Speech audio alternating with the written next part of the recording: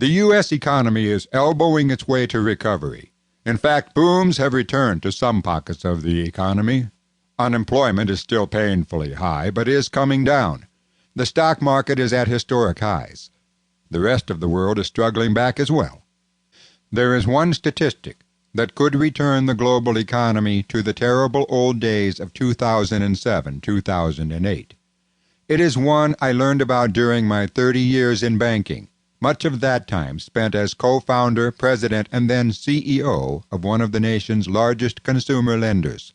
Although my bank did not make mortgage loans, from my ringside seat to the lending industry, I saw the massive increase in mortgage loans starting in the early 2000s that helped make me an expert on an under-recognized yet critical economic indicator: private debt.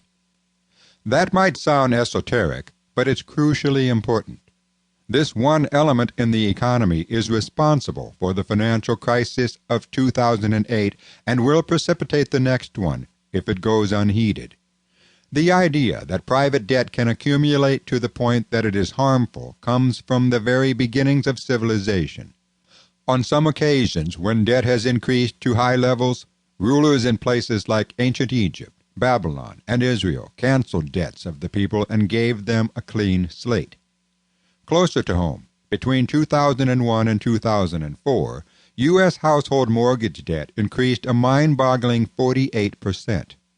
I worried that the inevitable bad loans from this mortgage tsunami could engulf our business as well.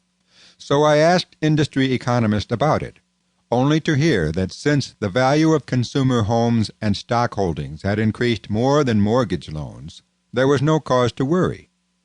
As a lender, I knew that even if that were true, consumers would have to sell assets to pay back their now significantly higher levels of debt, and that meant our industry was in for terrible problems.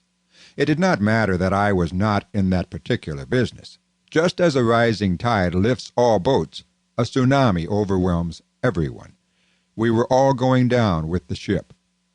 And so we did. By 2007, this same mortgage debt had increased by an unthinkable 99% in just 6 years, and the financial industry was soon overwhelmed by the greatest crisis since the Great Depression. Some perished. It is a miracle that anyone survived.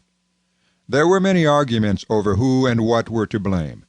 As it became clear to me that the frenetic growth of private loans was the culprit, I wondered whether rapid loan growth was the cause of other epochal crises, such as the Great Depression and the Japan banking crisis of 1991.